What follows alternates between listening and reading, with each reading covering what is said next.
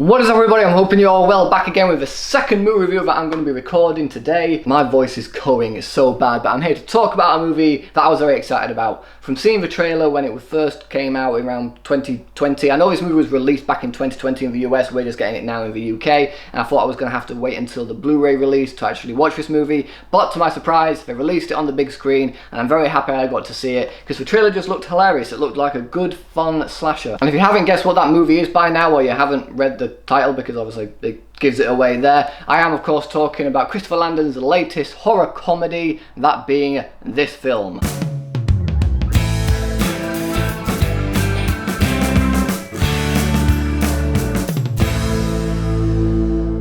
Freaky. So Freaky is the latest horror comedy directed by Christopher Landon, whose name you may recognise from the Happy Death Day movies. The Happy Death Day movies I actually found really enjoyable. I thought they were a lot of fun, the first one being a lot better than the second one personally. But they're fun, enjoyable slashers to watch on Halloween, and so when I heard he was making another movie that was essentially a body swap Scream meets Freaky Friday type film, I got very excited. And even when I saw the trailer, I thought it looked very entertaining. For those of you who don't know, the basic plot of this movie follows Kathryn Newton. It stars Kathryn Newton as Millie Kessler, who's a high school student. She's very shy, very closed off, she's very socially awkward, who after a series of events comes face to face with a serial killer played by Vince Vaughn. However, when he comes down to stab her and actually kill her, something goes wrong, something happens in that they switch bodies. And now this very shy, awkward teen is in the body of Vince Vaughn's psychopathic murderer, whereas the psychopathic murderer, very confident, mean, vicious personality, is now in the body of her. But now Millie has 24 hours to get this sacred dagger that was used to switch their bodies in the first place,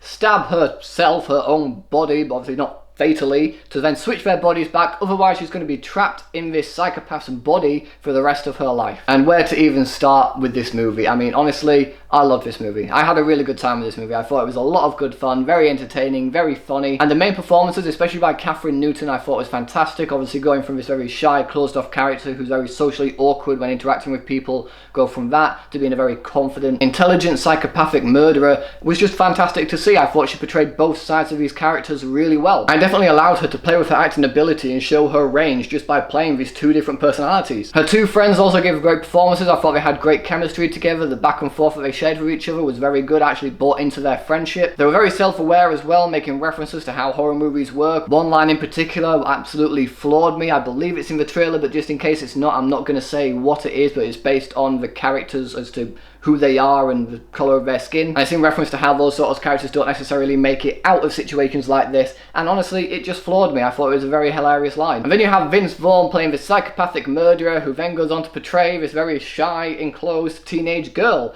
and in that, it was hilarious. He was my favourite part of this entire movie. He was clearly having so much fun with this role, and you can see the entire cast and crew clearly had a lot of fun making this movie as well. It was a very funny film, like I said, and when you can see them just clearly enjoying themselves and having a laugh with the material that they've got and just having a laugh with each other, that makes for a better overall movie experience in my opinion. Now, is this movie anything to scream about? No, not really, but it is definitely a movie that I highly recommend checking out if you just want a fun, a turn your brain off slasher movie with some very good comedic moments, some good emotional beats as well, and a clearly fun and energetic cast clearly just having a good time together. And when they're having a good time, I had a good time. One of my favourite scenes in this movie takes place between the guy that Kathryn Newton's character has a crush on and Vince Vaughn, who obviously is Millie, Kathryn Newton, sort of interacting in the back of a car. I won't say much more than that, but it is hilarious, and these two actors clearly committed to how ridiculous and over the top that scene was, and in that it just made it even more funny. It made it that much more entertaining. Every moment like that between the main cast members was just very enjoyable to see.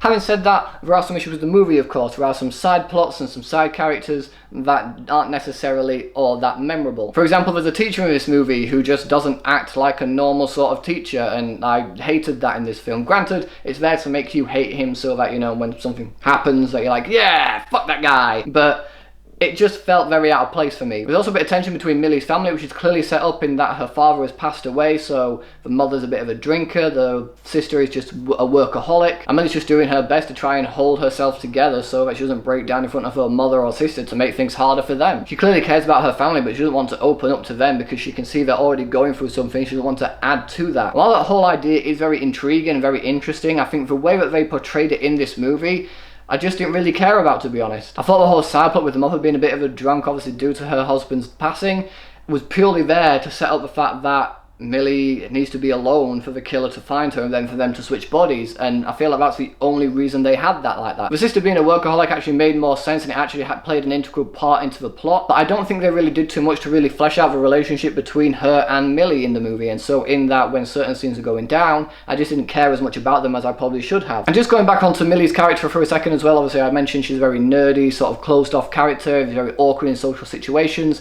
but they do kind of set her character up as being a little bit ugly. But most of the guys in the school don't really pay attention to her or anything like that, maybe because of the way she dresses or anything like that. However, Catherine Newton isn't an unattractive actress, she's a very attractive actress, and I'm not saying that in a pervy way of me looking at her like that. It's more so that American movies always do this thing where we sort of cast very young attractive actors in roles but dress them in what they perceive to be ugly clothing that makes them ugly as well, but in that's simply not the case. Like, you can clearly see she's a very beautiful actress, and most guys that at least I know, at least in Britain, would not ignore her. And so that aspect of her character I didn't feel was necessary. You can have her be the shy, awkward girl in social situations, and so in that's why people find her weird. But I don't buy into the fact that guys are just completely outright ignoring her. I don't buy into that at all. I mean, if that is how nerdy girls look in America, then send me over to America. I mean, granted, they still want nothing to do with me because I look like Freddy Krueger got his face bashed in by Mike Tyson. But like I said, that aspect of her character I just didn't feel like was really necessary. I didn't feel like it added anything to the overall plot. It was purely there so that when the psychopath took over her body and then dressed in some decent clothing,